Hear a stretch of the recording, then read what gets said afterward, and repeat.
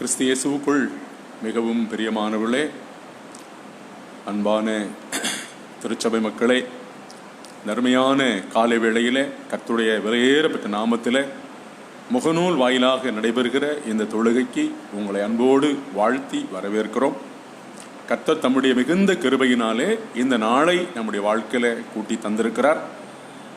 உண்மையாகவே ஒவ்வொரு நாளும் நம்முடைய வாழ்க்கையில ஆண்டவர் நமக்கு அருள் கூர்ந்து ஒவ்வொரு நாளையும் கூட்டி தருகிறார். அதற்காக கடவுளுக்கு நன்றி சொல்லுவோம். அப்படியே ஆண்டவர் தந்திருக்கிற இன்றைய நாளும் நமக்கு ஆசீர்வாதமாக இருக்க அவர் நோக்கி ஜெபித்து இந்த தொழுகையை நாம் ஆரம்பிப்போம். ஜெபிப்போம். வருத்தப்பட்டு பாரம் சுமக்கிறவர்களே, நீங்கள் எல்லாரும் என்னிடத்திற்கு வாருங்கள், நான் உங்களுக்கு இளைப்பாறுதல் தருகிறேன் என்று சொல்லி எங்களை ஆற்றுகிறவராய், தேற்றுகிறவராய், எங்களை தைரியப்படுத்துகிறவராய், எங்களை உற்சாகப்படுத்துகிறவராய் அழைக்கிறதான அன்பின் பரலோக பிதாவே, அருமையான ஆசீர்வாதமான இன்றைய புதிய நாளின் காலை வேளைக்காக ஆண்டவரே உமக்கு நன்றி செலுத்துகிறோம். 2021 வருஷம் 5ஆம் மாதம் இன்று 12ஆம் தேதி புதன்கிழமையின் காலை வேளைக்காக ஆண்டவரே உமக்கு நன்றி செலுத்துகிறோம். கடந்த காலமெல்லாம் கர்த்தர் கண்மணி போல பாதுகாத்தீர். புதிய நாளையும் கடவுள் கிருபையாக தந்திருக்கிறீர். அதற்காக ஸ்தோத்திரம். இந்த நாளையும் இந்த நாளின் தொழுகையும் உம்முடைய அன்பு கரங்களிலே ஆண்டவரே நாங்கள் ஒப்படைக்கிறோம். ஆவியான தேவன் பிரசன்னமாகி தம்முடைய விலையேறப்பட்ட நாமத்திற்கு மகிமையாகவும் உம்மை ஆராதிக்கிற உமது அடியார்கள் ஆகிய எங்களுக்கு ஆசீர்வாதமாகவும் இருக்கும்படி கர்த்தர் உதவி செய்ய வேண்டும் என்று எங்கள் ஆண்டவர் மீட்பர் இயேசுவின் நாமத்தில் ஜெபிக்கிறோம். ஜெபம் கேளும் எங்கள் நல்ல பிதாவே, ஆமேன். நமது ஆரம்பம் பிதா, குமாரன், பரிசுத்தாவி நாமத்தில் உள்ளது.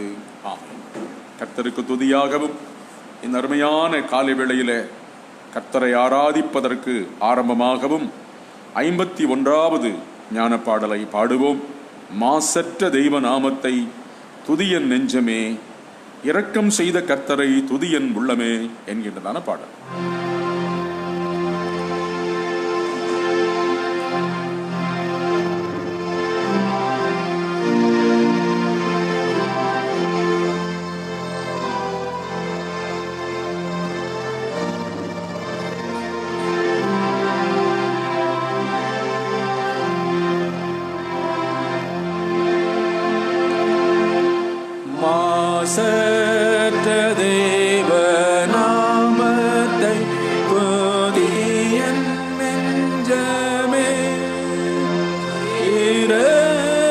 செய்த கர்த்தரை துதியன் உள்ளமே. உன் பாதகங்கள் யாவையும் நிவிர்த்தி செய்கிறார். உன் ரோகங்கள் அனைத்தையும்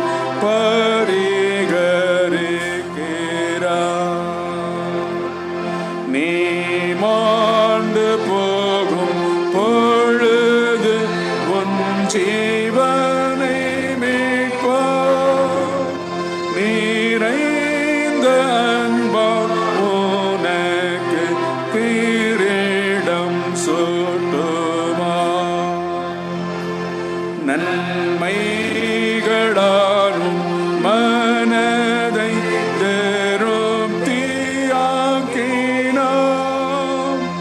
அன்பாய் உன்னாயுள் காலத்தை நீடிக்க பண்ணினார். என்னாலும் இந்த நன்மையும் என்னாத்துமாவே நீ மறந்திடாமல் கர்த்தரை வணக்கமாய்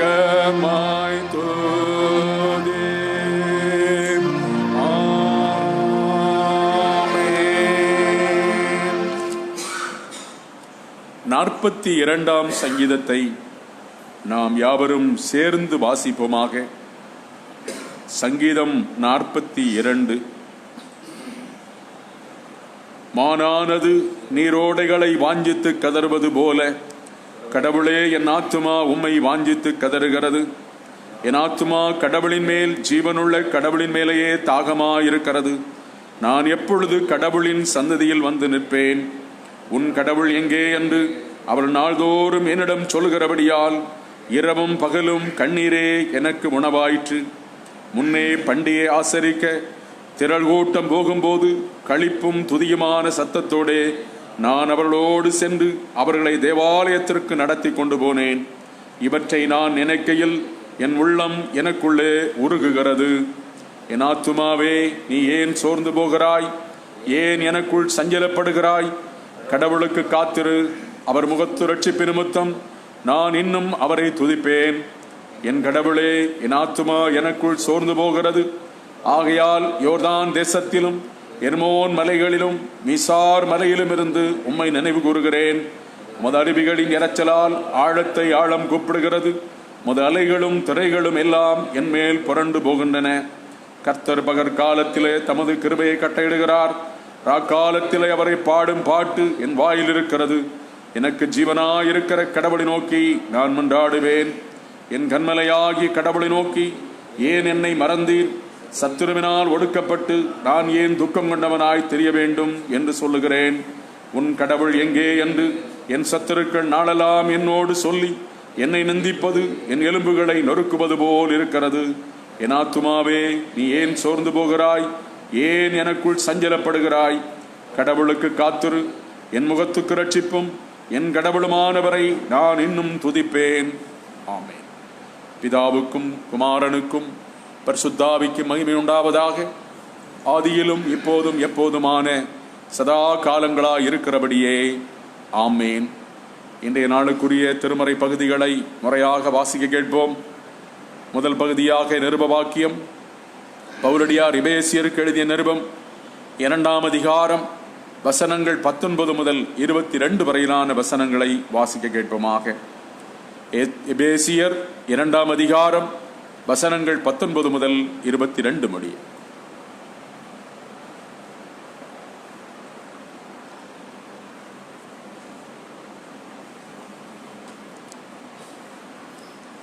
ஆகையால் நீங்கள் இனி அந்நியரும் பரதேசிகளுமாய் இராமல் பரிசுத்தவான்களோடே ஒரே நகரத்தாரும் தேவனுடைய வீட்டாருமாய் இருந்து அப்போஸ்தலர் தீர்க்கதரிசிகள் என்பவர்களுடைய அஸ்திபாரத்தின் மேல் கட்டப்பட்டவர்களுமாய் இருக்கிறீர்கள். அதற்கு இயேசு கிறிஸ்து தாமே மூலைக்கல்லாய் இருக்கிறார். அவர் மேல் மாளிகை முழுவதும் இசைவாய் இணைக்கப்பட்டு கர்த்தருக்குள் பரிசுத்த ஆலயமாக எழும்புகிறது. அவர் மேல் நீங்களும் ஆவியினாலே தேவனுடைய வாசஸ்தலமாக கூட்டி கட்டப்பட்டு வருகிறீர்கள் என்பது.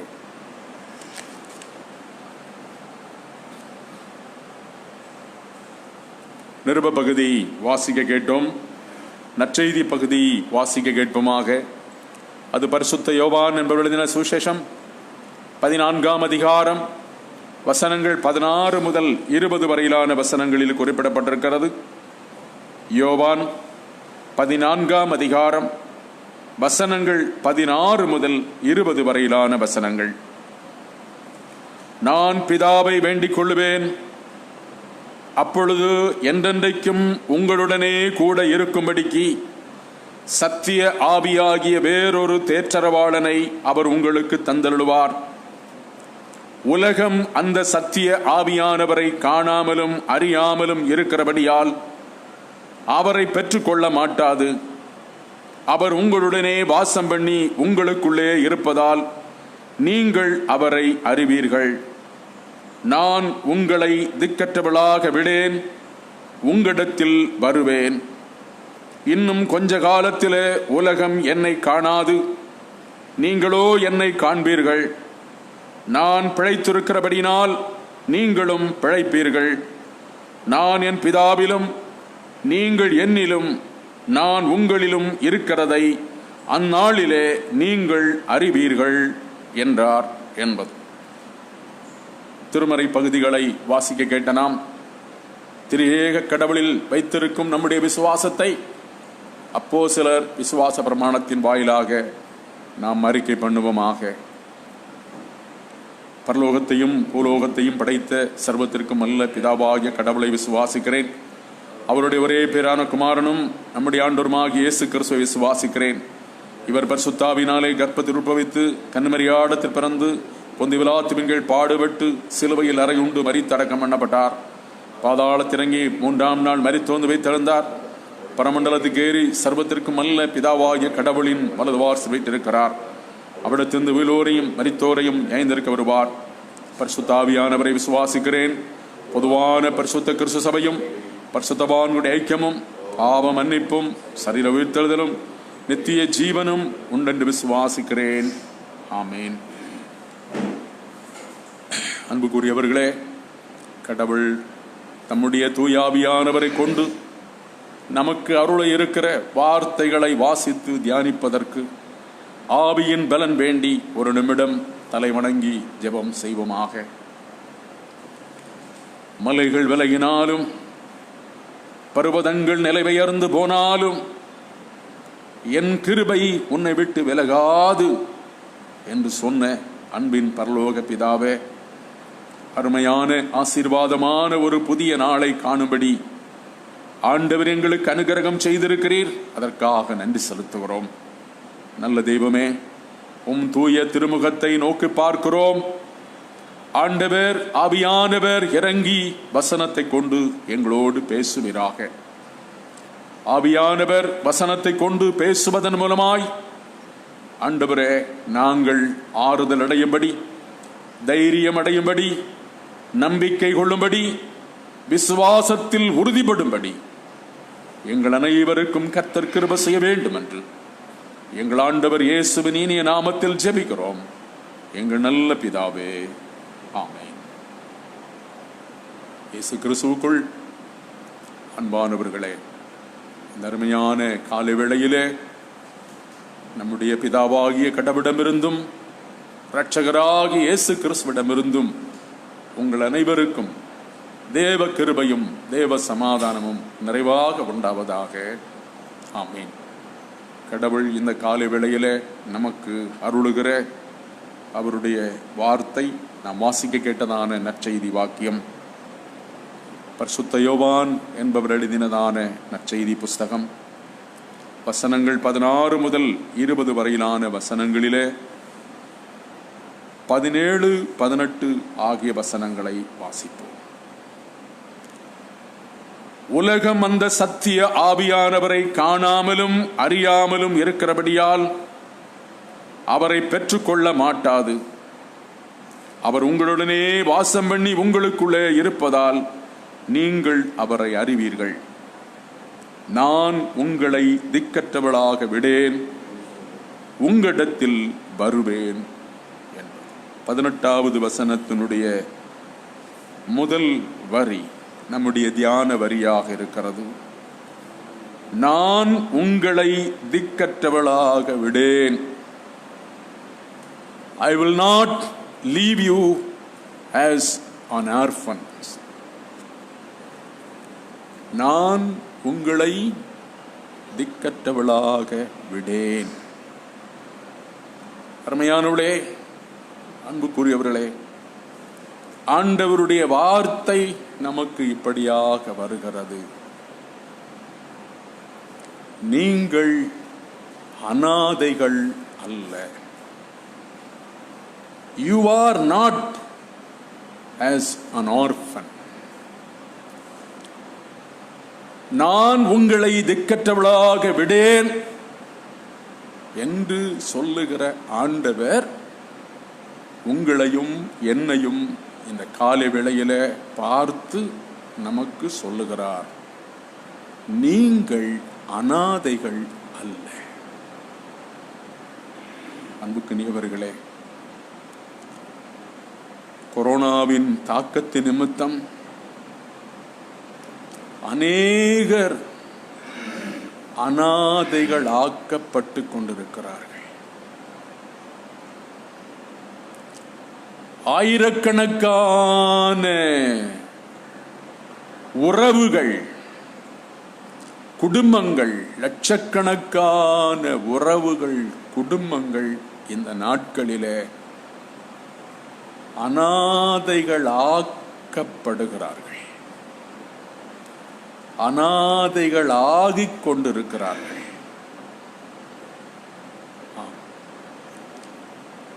உறவுகள் மரணமடைகின்றார்கள். மரித்த சடலங்கள் சாலைகளிலே தூக்கி வீசப்படுகிறது,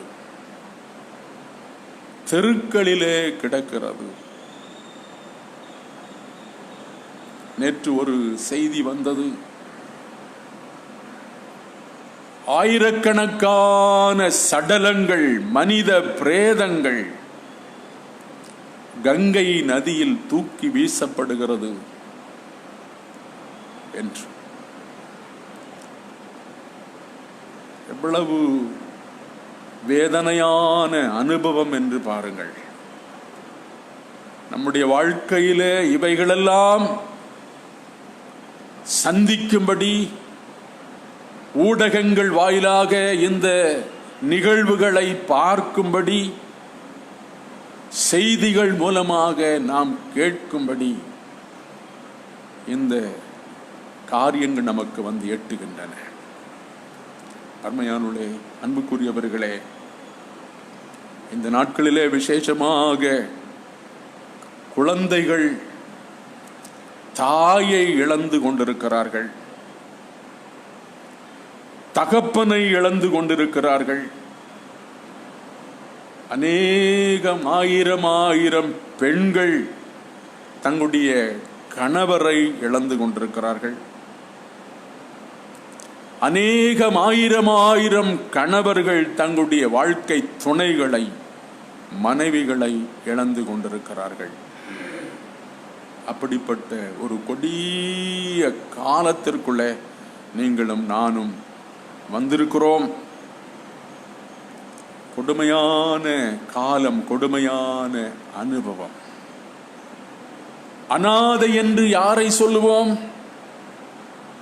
திக்கற்றவர் என்று யாரை சொல்லுவோம் என்று பார்ப்போமேயானால், தாய் இல்லாத, தகப்பன் இல்லாத, தாயும் தகப்பனும் இல்லாதவர்களைத்தான் அனாதைகள் என்று சொல்லுவோம்.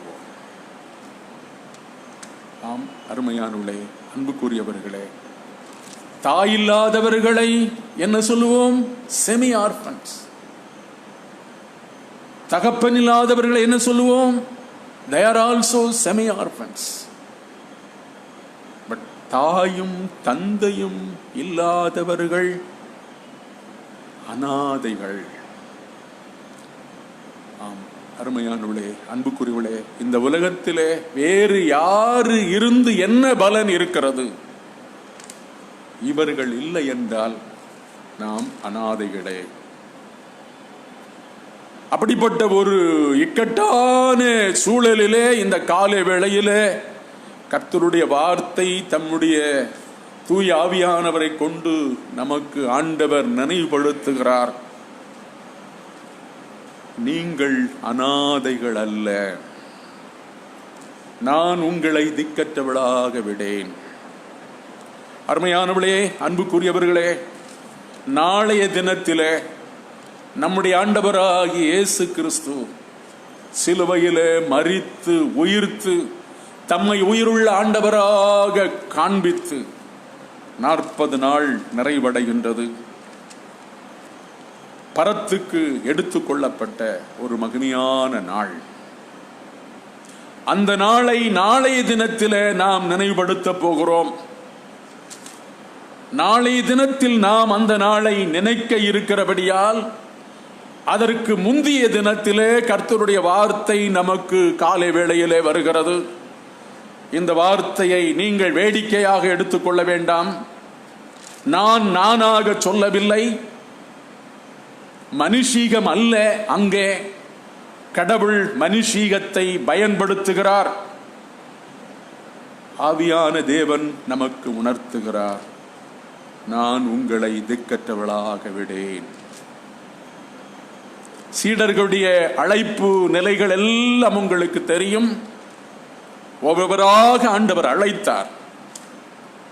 அழைக்கும் போது அவர்கள் எந்த விதத்தையும் தொடாமலோ பின்பற்றாமலோ எடுத்துக்கொள்ளாமலோ அப்படியே வந்தார்கள். எந்த நிலையில் இருந்தார்களோ அந்த நிலையில் அப்படியே வந்தார்கள். பேதுரு கடலிலே மீன்பிடித்துக் கொண்டிருந்தார். என்னை பின்பற்றி வா, நான் உன்னை மனுஷரை பிடிக்கிறவன் ஆக்குவேன் என்று சொன்னார். அப்படியே படகை விட்டு இறங்கி வந்தார். கடந்து போகிறார். ஒவ்வொரு சீடர்களையும் பார்க்கிறார். பேதுருவை பார்க்கிறார், அந்திரேயாவை பார்க்கிறார், யாக்கோபை பார்க்கிறார், யோவானை பார்க்கிறார். என்னை பின்பற்றி வாருங்கள் என்று சொல்லுகிறார். தங்கள் தொழிலை விட்டு உடனடியாக அப்படியே ஆண்டவருக்கு பின் வருகிறார்கள். பெற்றோரை விட்டு அப்படியே பின்பற்றி வருகிறார்கள். அவர்கள் வழி அனுப்புவதற்கோ சொல்லுவதற்கோ எந்த விதத்திலும் தங்களுடைய இல்லங்களுக்கு போனதாக இங்கே அவர்களை பற்றி சொல்லவில்லை. அப்படியே அவருக்கு பின்னாக அழைப்பை ஏற்றுக்கொண்டு வருகிறார்கள். 100% இயேசுவையே நம்பி என்ன செய்கிறார்கள்? அவரை பின்பற்றி வருகிறார்கள். அருமையானவர்களே, அன்புக்குரியவர்களே, இந்த இடைப்பட்ட காலங்கள் நடந்த நிகழ்வுகள் எல்லாம் உங்களுக்கு நன்றாக தெரியும். நான் அதை விளக்க வேண்டிய அவசியமில்லை. கடைசியிலே ஆண்டவர் எடுத்துக்கொள்ளப்பட வேண்டிய சூழல் வந்திருக்கிறது என்பதை ஆண்டவர் அறிகிறார். இந்த உலகத்தை விட்டு நாம் பிதாவினிடத்திற்கு போகிறோம் என்பதை என்ற அறிவுக்குள் ஆண்டவர் வருகிறார். நாம் போனால் இவர்கள் கவலைப்படுவார்களே, வேதனைப்படுவார்களே, தன்னந்தனிமையாய் ஆகிவிடுவார்களே, அனாதைகள் ஆகிவிடுவார்களே, கைவிடப்பட்டு போய்விடுவார்களே என்பதையெல்லாம் உணர்ந்த கடவுள் நம்முடைய ஆண்டவர் அவர்களுக்கு முன்கூட்டியே சொல்லுகிறார். அருமையான வார்த்தைகளால் சொல்லுகிறார். இனி கொஞ்ச காலம் நான் உங்களோடு இருப்பேன், கொஞ்ச காலம் நான் உங்களிடத்தில் இருக்க மாட்டேன். நீங்கள் என்னை காண விரும்புவீர்கள், காண விரும்பினாலும் உங்களால் காண இயலாது. ஆனாலும் நான் உங்களை திக்கற்றவளாக விடேன். நான் பிதாவை வேண்டிக் கொள்ளுவேன். சத்திய ஆவியானவரை அவர் உங்களுக்கு அனுப்புவார். அவர் வந்து உங்களை சகல சத்தியத்திற்குள்ளாக வழி நடத்துவார். ஆம், அருமையான என் அன்புடைய மக்களை, அன்புக்குரியவர்களே, இந்த காலை வேளையிலே, இந்த கொடுமையான சூழலின் மத்தியிலே இந்த வார்த்தைகளை வாசிக்க தியானிக்க ஆண்டவர் நமக்கு அருள் கூர்ந்திருக்கிறார். கடவுளுக்கு நன்றி சொல்லுவோம். நாம் வாசித்ததான சங்கீத பகுதியும் சரி, சங்கீதக்காரன் சொல்லுகிறார், ஒன்றுக்கு 2 முறை சொல்லுகிறார். 5வது வசனத்திலும் 7வது வசனத்திலும் 11வது வசனத்திலும் சொல்லுகிறார், என் ஆத்துமாவே நீ ஏன் சோர்ந்து போகிறாய், ஏன் எனக்குள் சஞ்சலப்படுகிறாய், கடவுளுக்கு காத்திரு என்று சொல்லி. நம்ம வாசிக்க கேட்டதான நிருப வாக்கியத்திலே பவுலடியார் எபேசியருக்கு சொல்லுகிறார், 2ஆம் அதிகாரம் 19 முதல் 22 வரையிலான வசனங்களிலே அவர் அந்த வாக்கியத்தை ஆரம்பிக்கும் போது, இனி நீங்கள் அந்நியர்களும் பரதேசிகளும் அல்ல என்று சொல்லி எபேசியருக்கு அந்த தைரியமான வார்த்தைகளை எழுதுகிறார். நற்செய்தி வாக்கியம் ஆண்டவர் அவர்களுக்கு அருமையாக சொல்லுகிறார், நான் உங்களை திக்கற்றவளாக விடேன் என்று. அருமையான என் அன்புடைய மக்களை, அன்புக்குரியவர்களை, 51வது ஞான பாடலை பாடினோம். எப்போதும் பாடக்கூடிய பாடல் தானே, தெரிந்த பாடல் தானே என்று ஒருவேளை நீங்கள் உங்களுக்குள்ளே சலிப்பு ஏற்படலாம். ஆனால் அந்த பாடலிலே அடங்கியிருக்கிற ஒவ்வொரு வரிகளையும் வாசித்து பாருங்கள். இன்றைக்கும் அந்த வார்த்தைகள் உங்களுக்கு புது உயிர் கொடுக்கும், உங்கள் உடலுக்கு ஆரோக்கியத்தை வரப்பண்ணும், உங்கள் மனதுக்கு தைரியத்தை கொண்டு வரும். ஆவியானவர் வார்த்தையை கொண்டு உங்களோடு செயல்படுவார். இனி ஒரு பாடலை நாம் பாட இருக்கிறோம். 631வது பாடல், கர்த்தரை நம்பியே ஜீவிப்போம், கவலை கஷ்டங்கள் தீர்ந்திடும் என்று சொல்லி. அருமையானுளே, அன்புக்குரியவர்களே, ஒவ்வொன்றும் தேவ கிருபையினாலே இங்கே உங்கள் மத்தியிலே 3/4 மணிக்கூர் நின்று இந்த ஊழியத்தை செய்கிறோம் என்று சொன்னால் இதற்கு பின்பால் பல மணிக்கூர் செலவிட்டு ஜபத்தோடு செலவிட்டு தியானித்துதான் இங்கே வந்து நிற்கிறோம் பிரியமானவர்களே. ஆகையினால்தான் ஆரம்பத்தில் நான் சொன்னேன்,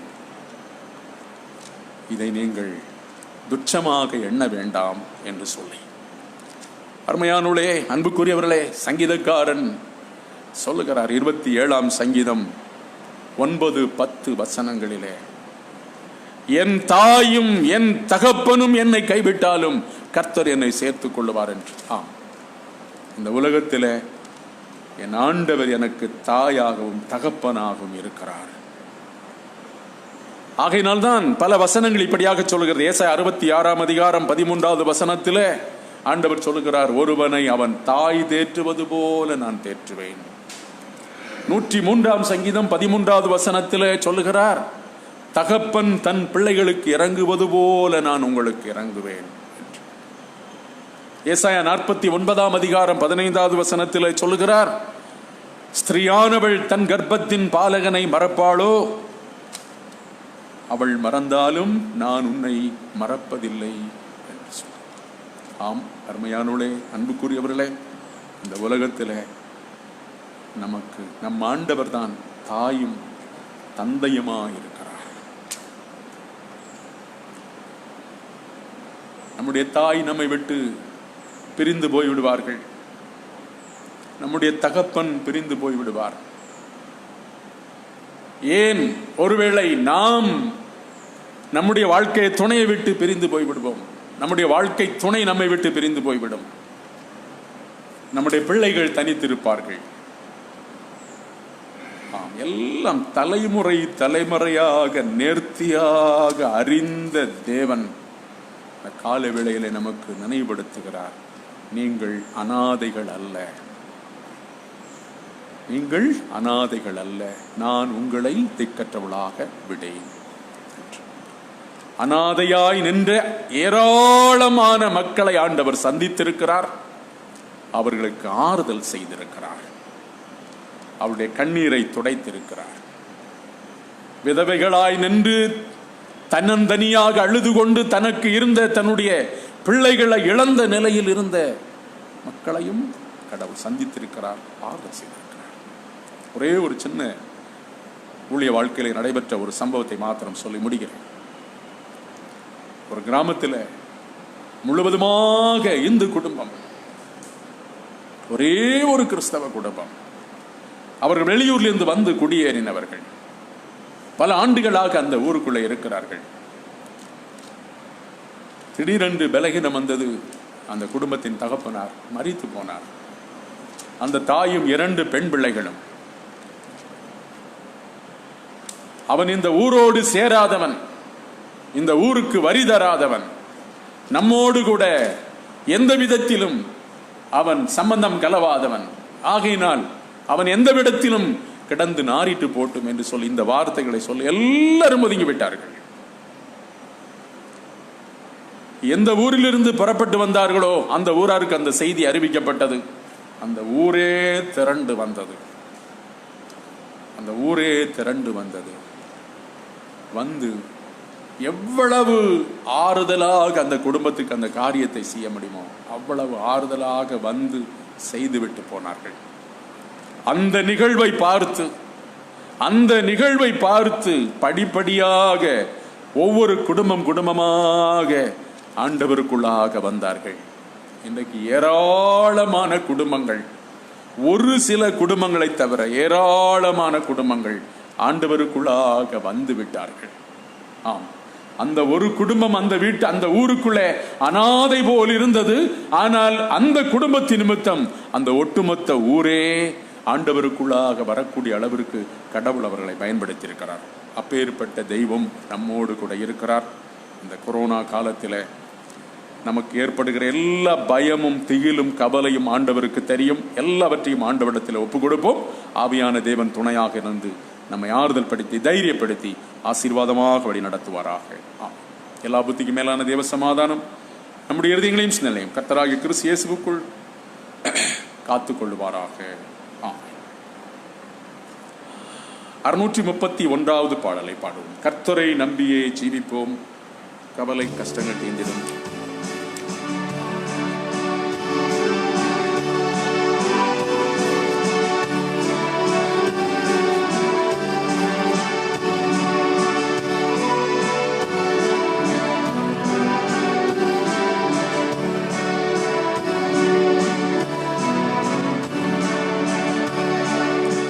கர்த்தரை நம்பியே ஜீவிப்போம், கவலை கஷ்டங்கள் தீர்ந்திடும். கைவிடா காத்திடும் பரமனின் கரங்களை நாம் பற்றி கொள்வோம்.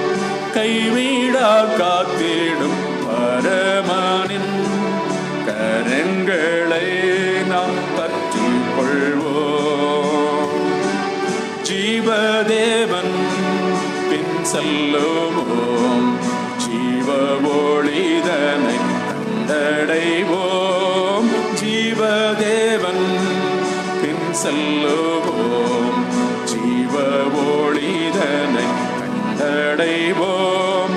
மனதின் காரினுள் நீங்கிடவே மாசமாதானம் தங்கும். மனதின் காரினுள் நீங்கிடவே மாசமாதானம் தங்கும். கர்த்தரியே நடந்திடும் உத்தமனு கண்டும் கர்த்தர் துணை.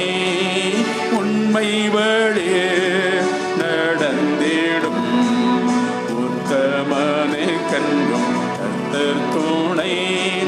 கண்களவன் மீது வைத்திடுவார், கருத்தாய் காத்திடுவார்.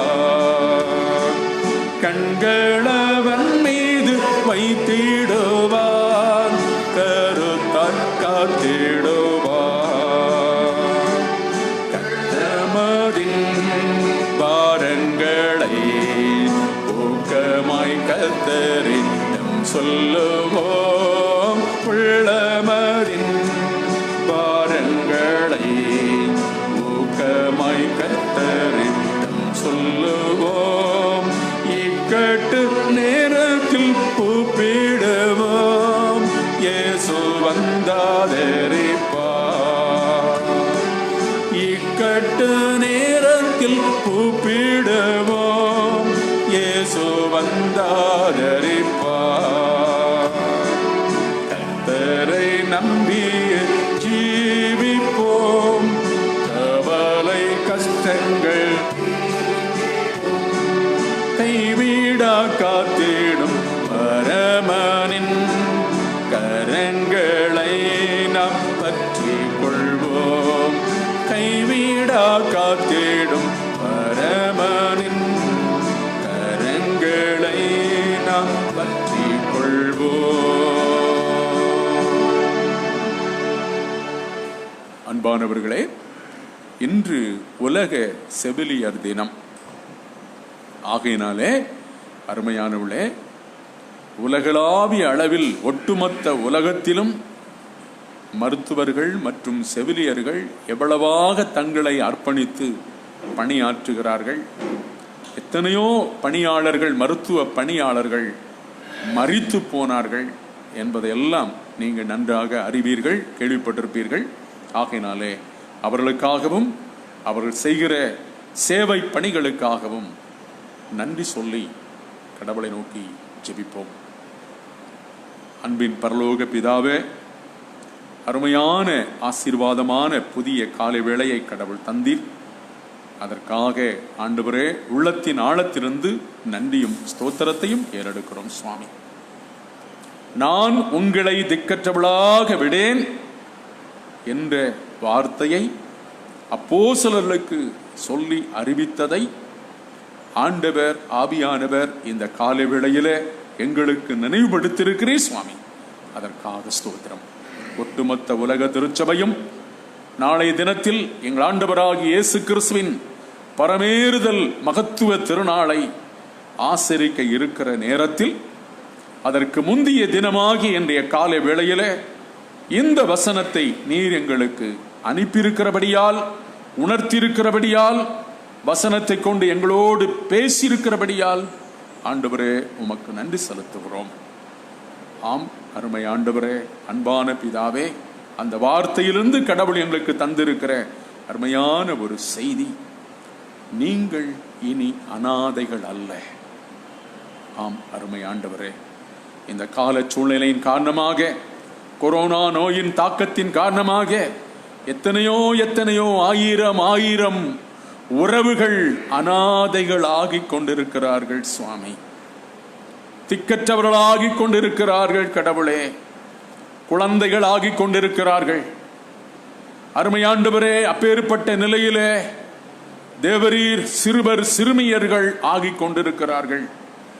வாலிபர்கள் ஆகிக் கொண்டிருக்கிறார்கள். வயோதிபர்கள் ஆகிக் கொண்டிருக்கிறார்கள். கணவர்களை இழந்து கொண்டிருக்கிறார்கள். மனைவிகளை இழந்து கொண்டிருக்கிறார்கள். ஆண்டவர் இறங்குவீராக, ஆவியானவர் இறங்குவீராக. இந்த கொடுமையான சூழலை கடந்து போக பண்ணுவீராக தகப்பனே. உமக்கு கோடான கோடி ஸ்தோத்திரம், உமக்கு கோடான கோடி ஸ்தோத்திரம்.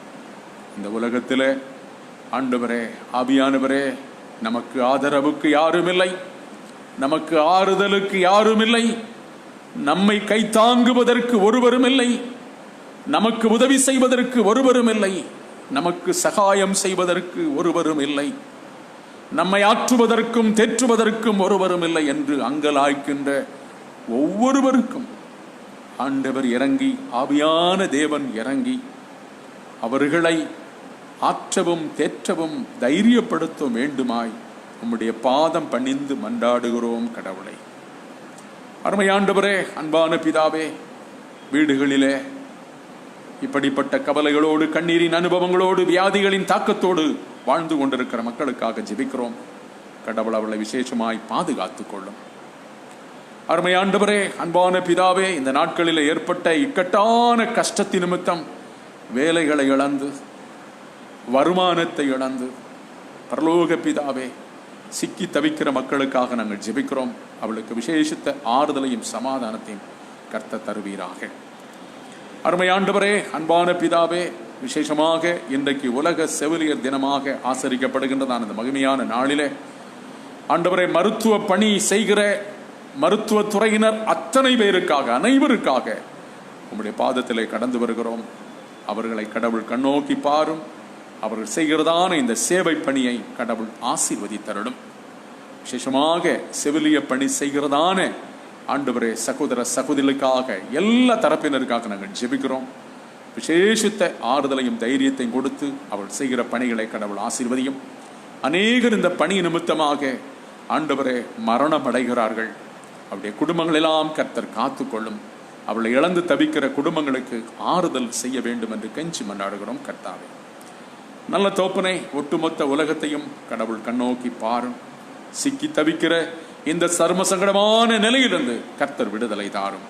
எங்களுடைய தேசத்துக்காக, தமிழகத்துக்காக நாங்கள் ஜெபிக்கிறோம். ஒவ்வொரு துறையின் மூலமாக நடைபெறுகிற எல்லா பணிகளையும் கடவுள் ஆசீர்வதியும். அர்ப்பணத்தோடு அவர்கள் செய்கிற பணிகளை ஆண்டவர் ஆசீர்வதித்து ஜனங்களுக்கு பிரயோஜனப்படுத்த வேண்டுமாய் கெஞ்சி மன்றாடுகிறோம் கர்த்தாவே. அருமை ஆண்டவர், எங்களுடைய தேசத்தை கைவிடாதபடி கர்த்தர் காத்துக்கொள்ளும். தமிழகத்தை கைவிடாதபடி கர்த்தர் காத்துக்கொள்ளும் சுவாமி. அண்டை மாநிலங்களை கைவிடாதபடி காத்துக்கொள்ளும் தந்தையை. இன்றும் தங்களுடைய பிறந்த நாள், திருமண நாளை நினைவு கூறுகிற மக்களுக்காக ஜெபிக்கிறோம். அவளை விசேஷமாய் பாதுகாத்துக் கொள்ளும். எல்லா வகையான நன்மையாலும் கிருபையாலும் நிரப்பியருளும். குழந்தைகளையும், வாலிபர்களையும், வயோதிபர்களையும், பெற்றோர்களையும் ஆண்டவரே, உள்ளூரிலும் வெளியூரிலும் வெளிமாநிலங்களிலும் வெளிநாடுகளிலும் இருந்து இந்த தொழுகையிலே பங்கெடுக்கிறவர்கள், முகநூல் வாயிலாக இதை ஆண்டவரை பிரயோஜனப்படுத்திக் கொள்ளுகிறவர்கள் எல்லாருக்காக நாங்கள் ஜெபிக்கிறோம். அவள் எல்லாரையும் கர்த்தர் ஆசீர்வதியும். நன்மையாலும் கிருபையாலும் நிரப்பி வியாதிக்கும், துன்பத்துக்கும், துயரத்துக்கும், கண்ணீருக்கும், கவலைக்கும் கடவுள் எங்களை விலக்கி பாதுகாத்து ஆசீர்வதிக்க வேண்டும் என்று எங்களுக்காக சிலுவையிலே மரித்து உயிர்த்த கடவுள் இயேசு கிறிஸ்துவின் நல்ல நாமத்தில் ஜெபிக்கிறோம். எங்கள் ஜெபம் கேளும் நல்ல பிதாவே, ஆமென். பரமண்டலங்களில் இருக்கிற எங்கள் பிதாவே, உம்முடைய நாமம் பரிசுத்தப்படுவதாக, உம்முடைய ராஜ்யம் வருவதாக, உம்முடைய சித்தம் பரமண்டலத்தில் செய்யப்படும் போல பூமியிலையும் செய்யப்படுவதாக. அன்னைக்கு வேண்டிய ஆகாரத்தை எங்களுக்கு தாரும். எங்கள் கடனாளிகளுக்கு நாங்கள் மன்னிக்கிறது போல எங்கள் பாவக்கடன்களை எங்களுக்கு மன்னியும். எங்களை சோதனைப்பட பண்ணாமல் தீமையோடு ரட்சித்தருளும். ராஜ்யமும் வல்லமையும் மகிமையும் என்னென்றைக்கும் உடையவைகளே. ஆசீர்வாதம் நமது ஆண்டவராகிய இயேசு கிறிஸ்துவின் கிருபையும் பிதாவாகிய கடவுளின் அன்பும் பரிசுத்தாவியின் ஆளுகையும் வழிநடத்தலும் இப்போதும் எப்போதும் உங்கள் அனைவரோடும் தங்கி தரித்திருப்பதாக. ஆமென். என் ஆத்துமாவே கர்த்தரை ஸ்தோத்திரி, என் முழு உள்ளமே ஒரு பரிசுத்த நாமத்தை ஸ்தோத்திரி. என் ஆத்துமாவே கர்த்தரை ஸ்தோத்திரி, அவர் செய்த சர்வகாரங்களை மறவாதே.